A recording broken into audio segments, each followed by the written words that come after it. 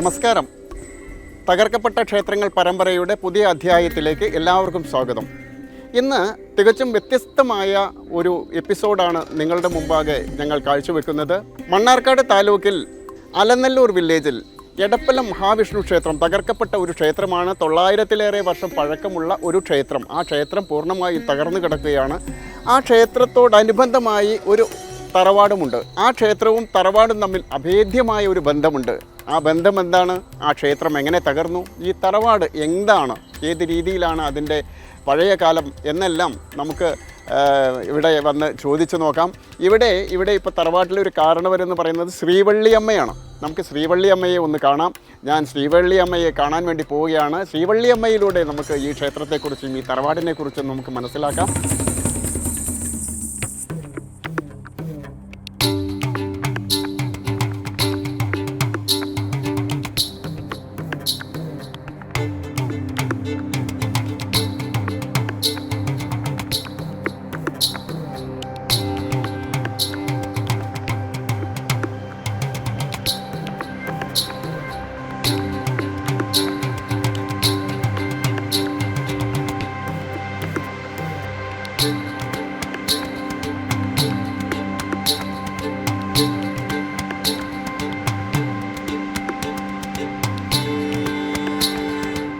എടപ്പലം കളം എന്ന പേരിൽ അറിയപ്പെടുന്ന ഒരു പുരാതന തറവാടിൻ്റെ മുന്നിലാണ് ഇപ്പോൾ നമ്മൾ എത്തിച്ചേർന്നിട്ടുള്ളത്. ആ തറവാട്ടിലെ തുടർക്കണ്ണികളാണ് എൻ്റെ പിറകിൽ ഈ തറവാടിൻ്റെ തൊട്ട് മുന്നിൽ നിൽക്കുന്നത്. ഇവർ എടപ്പലം കളം എന്ന പേരിലാണ്, പറമ്പോട്ട് തറവാട്ടുകാർ എന്ന പേരിലും ഇവർ അറിയപ്പെട്ടിരുന്നു. ഇവിടുത്തെ തറവാട്ടുകാർ പഴയ കാരണവന്മാർ സാമൂതിരിയുടെ അധികാരികളായിരുന്നു എന്നും പഴയ തലമുറ കൈമാറിയ നാട്ടറിവുണ്ട്. ഞാൻ ഈ വീട്ടിലെ ഇപ്പോഴത്തെ ഗൃഹനാഥയാണ്. ഓർമ്മകൾ കേട്ടറിവുള്ളതും കണ്ടറിവുള്ളത് ദുർലഭമാണ്. കേട്ടറിവുള്ള കുറേ കാര്യങ്ങളുണ്ട്. പറമ്പോട്ട് തറവാടുമായിട്ട് ബന്ധപ്പെട്ട കുറേ കാര്യങ്ങളുണ്ട് ഇതിൻ്റെ അകത്ത്. 1921 ഈ തറവാട് ഒരു വലിയ അക്രമത്തിന് സാക്ഷ്യം വഹിച്ചിട്ടുണ്ട്. നമുക്ക് ബ്രിട്ടീഷ് രേഖകൾ പരിശോധിച്ചു കഴിഞ്ഞാൽ മലബാർ കലാപകാലത്ത്, മാപ്പിള കലാപകാലത്ത് നിരവധി വീരാൻകുട്ടി ഉൾപ്പെടെയുള്ള വലിയ ലഹളക്കാർ മണ്ണാർക്കാട് മലനിരകളിലേക്ക് ഒളിച്ചു പാർത്തതായിട്ട് ബ്രിട്ടീഷ് രേഖകൾ നമുക്ക് കാണാൻ സാധിക്കും. ഈ പ്രദേശം എന്ന് പറയുന്നത് മണ്ണാർക്കാട് താലൂക്കിൽ അലനല്ലൂർ വില്ലേജിൽ അലനല്ലൂർ എന്ന സ്ഥലത്താണ് ഈ വീടുള്ളത്. ഈ വീട് പഴയ കാലത്ത് ജന്മിമാരായിരുന്നു. ഈ പ്രദേശത്ത് അലനല്ലൂർ ഭാഗത്ത് കമ്മുണ്ണി എന്ന് പറയുന്ന ഒരു ലഹളക്കാരനുണ്ടായിരുന്നു. ആ ലഹളക്കാരൻ്റെ നേതൃത്വത്തിലാണ് ഈ പ്രദേശത്തുള്ള നിരവധി ക്ഷേത്രങ്ങൾ തകർത്തിട്ടുള്ളത്.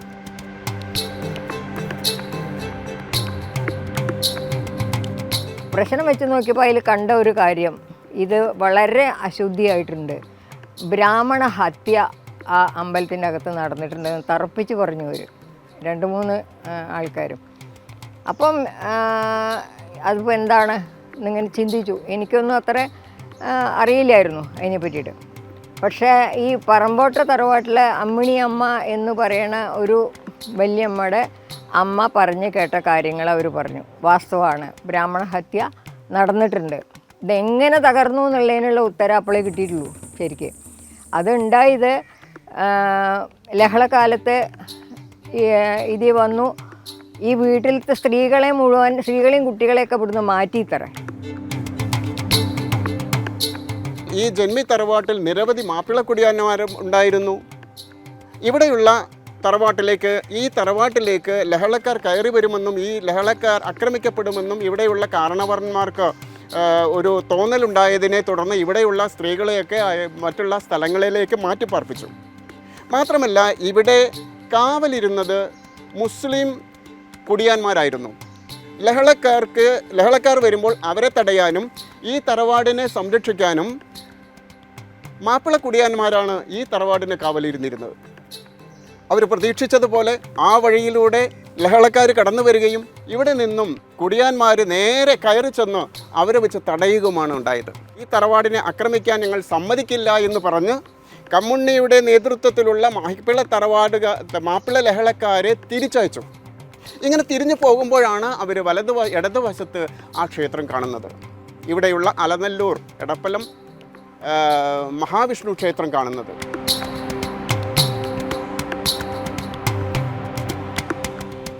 നേരെ ആ ക്ഷേത്രത്തിലേക്ക് കടന്നു. അവിടെ ചെല്ലുന്ന സമയത്ത് ഇതൊന്നും അറിയാതെ കണ്ണൂർക്കാരനായ ഒരു എംബ്രാന്തിരി അവിടെ പൂജ ചെയ്തുകൊണ്ടിരിക്കുകയായിരുന്നു. ഇവിടെ ലഹളക്കാർ വരുന്നതോ ലഹളക്കാരെ തടഞ്ഞതോ ഒന്നും അദ്ദേഹം അറിഞ്ഞിരുന്നില്ല. ലഹളക്കാർ പുറത്തേക്ക് ഇറങ്ങി വന്ന ആ എംബ്രാന്തിരിയെ അവിടെ ഇട്ട് നിഷ്കരണം വെട്ടിക്കൊല്ലുകയാണ് ഉണ്ടായത്. തുടർന്ന് ആ ക്ഷേത്രം പൂർണ്ണമായും തകർത്തു, വിഗ്രഹം അടിച്ചുടച്ചു. അതിൻ്റെ കാഴ്ചകളിലേക്കാണ് നമ്മളിനി കടക്കുന്നത്.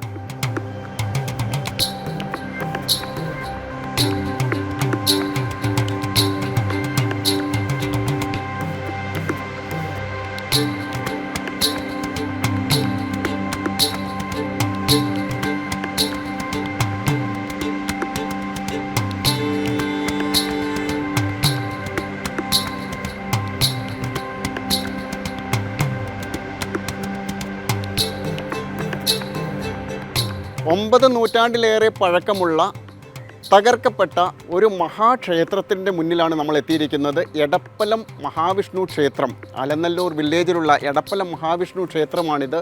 എൻ്റെ തൊട്ട് പിന്നിലുള്ളത് ഈ ക്ഷേത്രത്തിൻ്റെ ശ്രീകോവിലാണ്. അതിനകത്താണ് തകർക്കപ്പെട്ട വിഷ്ണു വിഗ്രഹമുള്ളത്.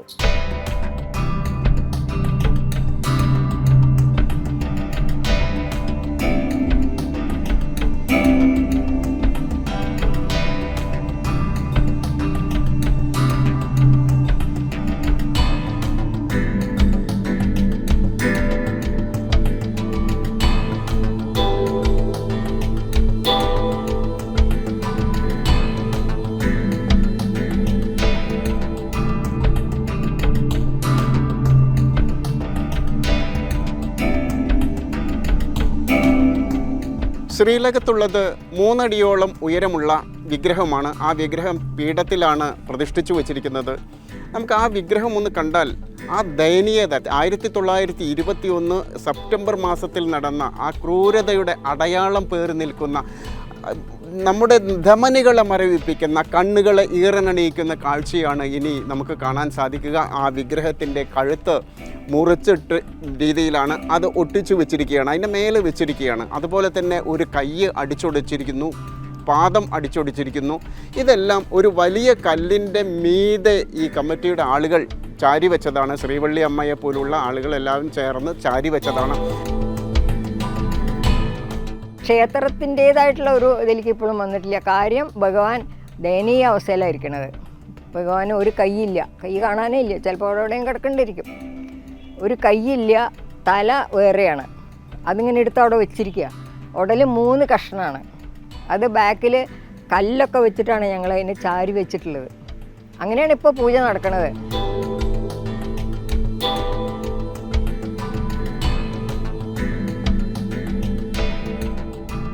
എൻ്റെ അച്ഛൻ ഞെരളത്ത് രാമപുതുവാൾ ജനിച്ച ഞെരളത്ത് ശ്രീരാമസ്വാമി ക്ഷേത്രത്തിൽ നിന്നും 2 കിലോമീറ്ററിൽ അകത്താണ് എടപ്പലം മഹാവിഷ്ണു ക്ഷേത്രമുള്ളത്.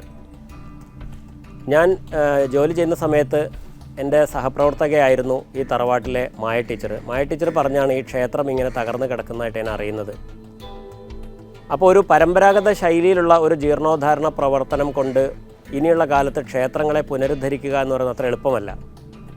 അത് തകർന്നു പോകാനുണ്ടായ കാരണങ്ങളെപ്പറ്റിയും അതിൻ്റെ ഊരാളനെ സംബന്ധിച്ചും മറ്റ് കാര്യങ്ങളെല്ലാം ഞാൻ ഇവിടുത്തെ ശ്രീവള്ളി എന്നറിയപ്പെടുന്ന ഇവിടുത്തെ അമ്മയുണ്ട്, അവരെല്ലാവരും അമ്മയെടുത്തി എന്നാണ് വിളിക്കുക, അവരോട് കാര്യങ്ങൾ ചോദിച്ച് മനസ്സിലാക്കിയപ്പോൾ വളരെ പരിതാപകരമായ അവസ്ഥയിലാണ് ഇതിന് നാശം സംഭവിച്ച സിറ്റുവേഷനും അതേ ഇപ്പോൾ കിടക്കുന്നതും അങ്ങനെയാണ്.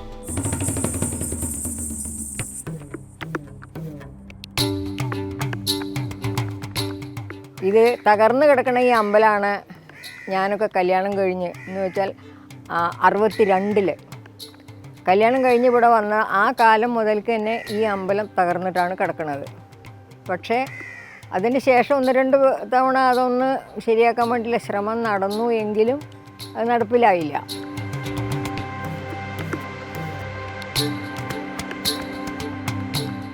വിളക്കും തിരിയും വെക്കാത്തതെന്ന് പറയില്ലേ നമ്മൾ, അതുപോലെ ഒരവസ്ഥയിൽ ഭഗവാൻ ഇതിൻ്റെ അകത്ത് കിടക്കുകയായിരുന്നു. അപ്പോൾ എന്തോ സംഗതിവശാൽ ഹരിഗോവിന്ദനും എൻ്റെ ചെറിയ മകളും കൂടിയാണ് അതിന് ഒരു തീപ്പൊരി ഇട്ടത്. അവർ തുടങ്ങി ഇവിടുത്തെ 4 ഭാഗമുള്ള ചെറുപ്പക്കാർ കുട്ടികളൊക്കെ പാടെ ചേർന്ന് ഒരു സമിതി ഉണ്ടാക്കി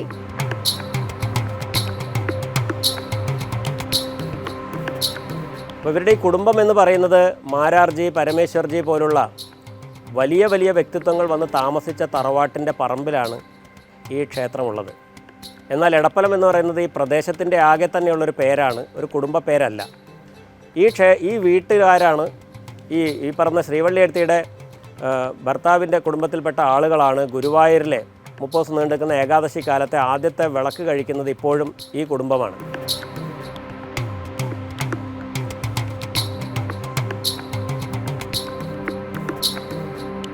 ആ പ്രശ്നങ്ങളൊക്കെ കഴിഞ്ഞപ്പോൾ പറഞ്ഞതാണ്, മാസത്തിലൊരു വ്യാഴാഴ്ച, ഒരു 30 വ്യാഴാഴ്ച ഇവിടെ ഒരു പൂജ നടത്താൻ പറ്റില്ലേ. അപ്പം ഞങ്ങളതിന് ഒരുങ്ങി.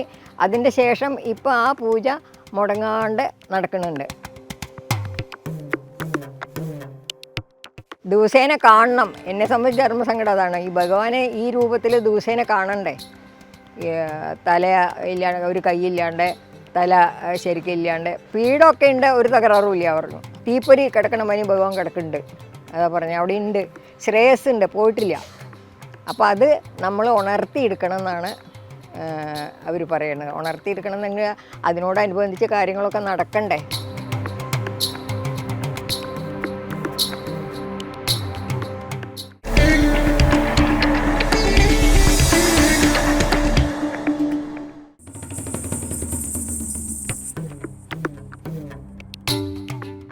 എടപ്പലം ശ്രീ മഹാവിഷ്ണു ക്ഷേത്രം എന്ന് പേര് വരാൻ കാരണം എടപ്പലം വീടല്ല. അതിനു വേണ്ടിയിട്ട് ഞാൻ തരുന്നു. എടപ്പലം വീട്ടിലെ അമ്പലമല്ല. പടിഞ്ഞാറേ കോവിലകാണ് ഇതിൻ്റെ ശരിയായ ഉടമസ്ഥന്മാർ. പടിഞ്ഞാറേ കോഴിക്കോട് പടിഞ്ഞാറേ കോവിലകാണ്. അവർക്ക് കുറേ ക്ഷേത്രങ്ങളുണ്ട്. ഈ ക്ഷേത്രവും അവരുടെ ലിസ്റ്റിൽ വന്നിട്ടുള്ളതാണ്.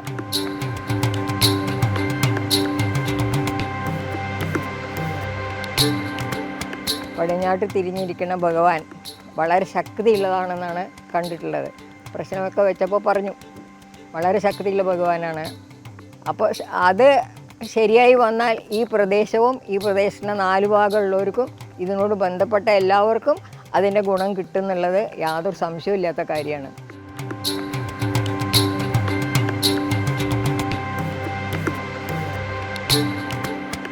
എടപ്പലം മഹാവിഷ്ണു ക്ഷേത്രത്തിലെ ഉപവിഗ്രഹമായ ഉപപ്രതിഷ്ഠയായിട്ടുള്ള ഗണപതിയുടെ വിഗ്രഹമാണിത്. ഒക്കത്ത് ഗണപതി എന്ന സങ്കല്പമാണ് ഈ ഗണപതിയുടെ വിഗ്രഹം ഇവിടെ ഇരിക്കുമ്പോൾ നമുക്ക് മനസ്സിലാക്കാൻ സാധിക്കുക. ഒക്കത്ത് ഗണപതി എന്ന സങ്കല്പമാണ്. ഈ ഗണപതിയുടെ വിഗ്രഹവും ആ കാലഘട്ടത്തിൽ തകർക്കപ്പെട്ടതാണ്. അത് 3 കഷ്ണമായിട്ടാണ് ഇരിക്കുന്നത്. 3 കഷ്ണത്തിലുള്ള ഒരു വിഗ്രഹമാണ്. ഈ വിഗ്രഹം തൊട്ട് പുറകിൽ ഒരു കല്ല് വെച്ചിട്ട് ഈ വിഗ്രഹമെല്ലാം അട്ടിക്ക് വെച്ചിരിക്കുകയാണ്. ഈ അട്ടിക്ക് വെച്ച രീതിയിലുള്ള ഈ തകർക്കപ്പെട്ട വിഗ്രഹത്തിലാണ് ഇപ്പോഴും മാസത്തിലൊരിക്കൽ പൂജ നടക്കുന്നത്. ഈ ക്ഷേത്രത്തിൽ മാസത്തിലൊരിക്കൽ പൂജയുണ്ട്. അപ്പോൾ ഒക്കത്ത് ഗണപതിക്കും മാസത്തിലൊരിക്കൽ പൂജ നടത്തുന്നുണ്ട്.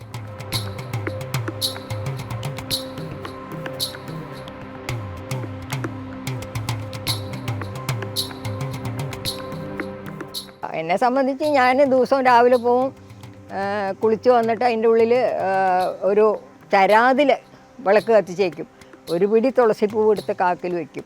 എന്നിട്ട് ഭഗവാനോട് തന്നെ പ്രാർത്ഥിക്കണത്, ഇതൊന്ന് ഭഗവാനൊന്ന് ഒരു ശരിയായിട്ടുള്ള ക്ഷേത്രത്തിൻ്റെ രൂപത്തിൽ വന്നിട്ട് ഇവിടെ ഇരിക്കാൻ എന്ന് സാധിക്കും, അത് കഴിയണത്ര വേഗം സാധിക്കട്ടെ എന്നുള്ള ആ ഒരു മനോഭാവത്തോടു കൂടിയാണ് പ്രാർത്ഥിക്കുന്നത്.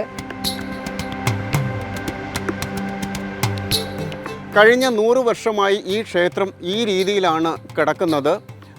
നമുക്ക് കാണാം, ക്ഷേത്രത്തിൻ്റെ മുകൾ ഭാഗത്ത് ടാർപ്പായ മറച്ചിരിക്കുക, പ്ലാസ്റ്റിക് ഷീറ്റ് മറച്ചിരിക്കുകയാണ്. അതിൻ്റെ മേലെയുള്ള ഓടെല്ലാം തകർന്നു പോയിരിക്കുന്നു. മുകൾ ഭാഗത്ത് നിന്നും മഴ പെയ്താൽ താഴേക്ക് തകർന്ന വിഗ്രഹത്തിൻ്റെ മേലെ മഴവെള്ളം ഒലിച്ചിറങ്ങാതിരിക്കാൻ വേണ്ടിയിട്ടാണ്, ഇതിൻ്റെ മേൽഭാഗം തകർന്നു പോകാതിരിക്കാനും വേണ്ടിയിട്ടാണ് ഈ ഷീറ്റ് വെച്ചിരിക്കുന്നത്. പിന്നെ ചെങ്കല്ലിൽ നിർമ്മിച്ച വട്ട ശ്രീകോവിലോടുള്ള ഒരു ക്ഷേത്രമാണിത്. വട്ട ശ്രീകോവിലോടുള്ള അപൂർവം ക്ഷേത്രങ്ങൾ, വിഷ്ണു ക്ഷേത്രങ്ങളിൽ ഒന്നാണിത്.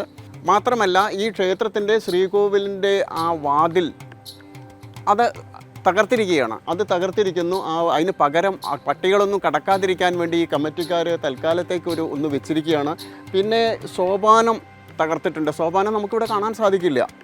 മാത്രമല്ല സോപാനത്തിൻ്റെയും മറ്റും കഷ്ണങ്ങൾ ഇവിടെ കിടക്കുന്നു.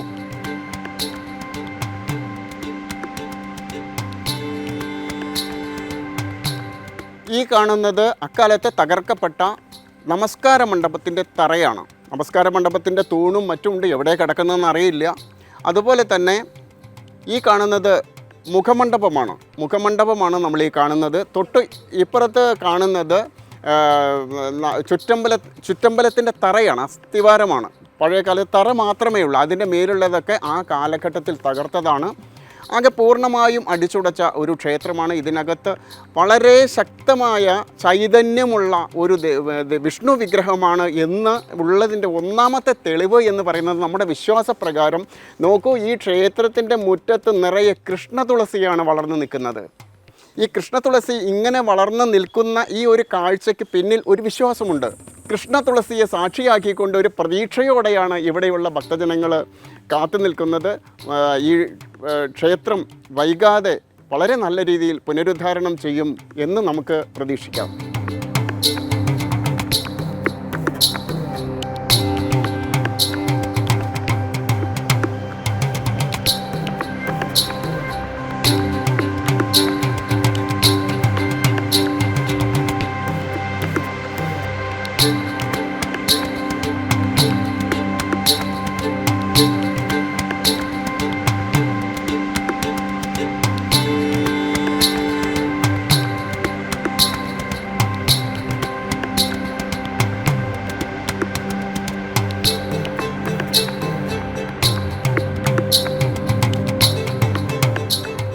നിദ്രാവസ്ഥയിലായിരുന്നു ഭഗവാൻ. ഇപ്പോൾ ഉണർന്ന് എണീച്ചു എന്നാണ് ഞങ്ങൾക്ക് അന്ന് തിരുമേനിൻ്റെ നിന്ന് കിട്ടിയ വിവരം.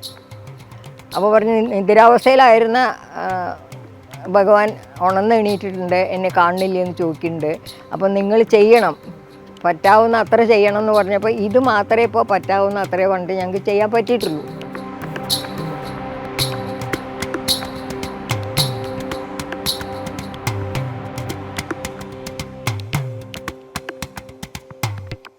വേണമെന്നുണ്ടെങ്കിലും ഒരു വലിയ ഫണ്ട് വേണം, ചെറിയൊരു ഫണ്ട് പോരാ. എന്ന് വെച്ചാൽ ശ്രീകോവിൽ മാറ്റി പണിയണം, ഗണപതി വിഗ്രഹം തകർന്നിട്ടാണ് കിടക്കണം, അത് രണ്ടേ ഉള്ളൂ ഇപ്പോൾ അവിടെ. അത് രണ്ടും പുനരുദ്ധരിച്ച് നന്നാക്കി എടുക്കണം എന്നുണ്ടെങ്കിൽ ഒരു 1 കോടിയുടെ അടുത്ത് ബഡ്ജറ്റ് ഉണ്ട്. എസ്റ്റിമേറ്റൊക്കെ ഉണ്ടാക്കിച്ചു, ഞങ്ങൾ കാര്യങ്ങളൊക്കെ നടത്തിച്ചു. പക്ഷേ അതിനെന്ത് വേണ്ടു എന്നുള്ള ചിന്താഗതിയിലാണ് ഇപ്പോൾ.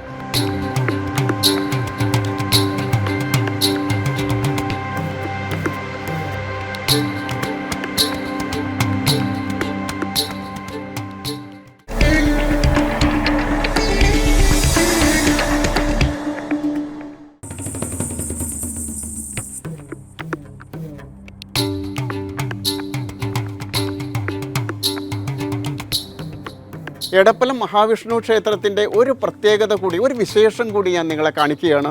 നോക്കൂ, ഇവിടെ ഈ ക്ഷേത്രത്തിൻ്റെ മുൻവശത്ത് ഒരു തുളസി വനം തന്നെ പ്രത്യക്ഷപ്പെട്ടിരിക്കുകയാണ്. അതും മണ്ണില്ലാത്ത കരിങ്കല്ലുകൾക്കിടയിലൂടെയാണ് ഏതാണ്ടൊക്കെ ഒരാൾ ഉയരത്തിലൊക്കെ ഈ ഒരു തുളസി വനം പ്രത്യക്ഷപ്പെട്ടിരിക്കുന്നത്. ഇതാകട്ടെ കൃഷ്ണതുളസിയാണ്. കൃഷ്ണതുളസി മഹാവിഷ്ണുവിൻ്റെ ഒരു അവതാരമാണല്ലോ ശ്രീകൃഷ്ണൻ. അപ്പോൾ കൃഷ്ണതുളസിയാണ് ഇവിടെ ഒരു ചെറിയ വനം എന്ന രീതിയിൽ നമ്മൾ കാണുന്നത്. അപ്പോൾ അങ്ങനെ ഈ ഒരു കൃഷ്ണതുളസിയുടെ ഇങ്ങനെ ഒരു കാണുമ്പോൾ അതിൻ്റെ നമുക്കൊരു വിശ്വാസമുണ്ട്. ഇങ്ങനെ വരുമ്പോൾ നമ്മുടെ ഒരു വിശ്വാസം എന്താ വെച്ചാൽ അവിടെ ദേവതാ ചൈതന്യം വർദ്ധിക്കുന്നു എന്നുള്ളതാണ്. അടിച്ചുടച്ച വിഗ്രഹമാണെങ്കിലും ഇവിടെ ചൈതന്യമുണ്ട്. ഇത് ചൈതന്യം, മഹാവിഷ്ണുവിൻ്റെ ചൈതന്യം പരിലസിക്കുന്ന ഒരു ദേവഭൂമിയാണ് ഇത് എന്ന് നമ്മളെ ഓർമ്മപ്പെടുത്തുകയാണ് ഈ തുളസീവനം.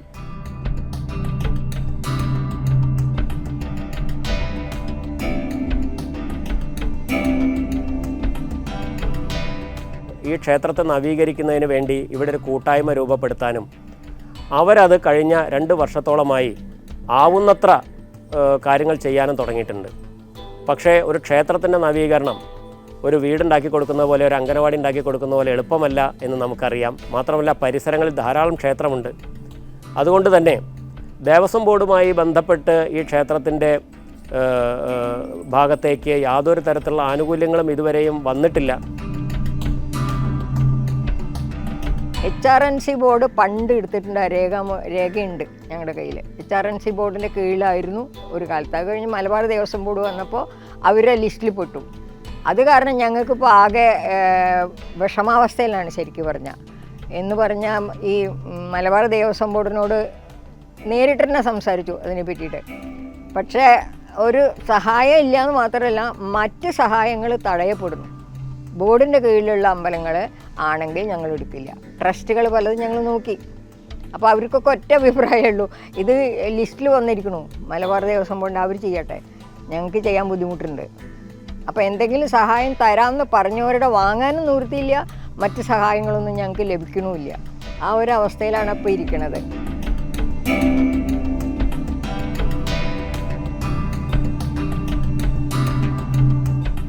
ഞെരളത്ത് എന്ന് പറയുന്ന പാരമ്പര്യം എൻ്റെ പിതാവിൻ്റെ, എൻ്റെ അച്ഛൻ്റെ തറവാട്ട് പേര് മാത്രമല്ല, നളപുരത്ത്, അതായത് പാണ്ഡവരുടെ കഥകളൊക്കെ ആയിട്ട് ബന്ധപ്പെട്ട വലിയ ഐതിഹ്യമുള്ള ഒരു പ്രദേശമാണ് ഈ സ്ഥലം. അതുകൊണ്ട് തന്നെ എടപ്പലം ശ്രീ മഹാവിഷ്ണു ക്ഷേത്രം ഒരു സമൂഹത്തിൻ്റെ അല്ലെങ്കിൽ ഒരു ചരിത്രത്തിൻ്റെ ഭാഗമായി എത്ര പ്രധാനപ്പെട്ടതായിരുന്നു എന്ന് സമൂഹത്തെ ബോധ്യപ്പെടുത്തുവാൻ ഇത്തരത്തിലുള്ള പരിപാടികൾ ഉപകാരപ്പെടും.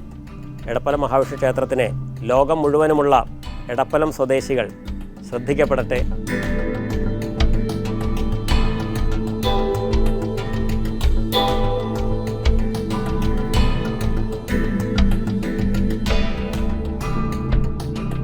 കാണുന്ന ജനങ്ങളോടാണ് അപേക്ഷ. ഇതൊന്ന് ഒരു 4 തൃക്കൈയുള്ള ഒരു ഭഗവാന്റെ പ്രതിഷ്ഠയുള്ള അമ്പലമായിരുന്നു. അത് ഈ തരത്തിലാണ് ഇപ്പോൾ കിടക്കുന്നത്. അപ്പോൾ അതൊന്ന് പുനരുദ്ധരിച്ച് ഉഷാറായിട്ട് കൊണ്ടുപോകാൻ വേണ്ടി ഞങ്ങളെ കൂടെ നിൽക്കുക.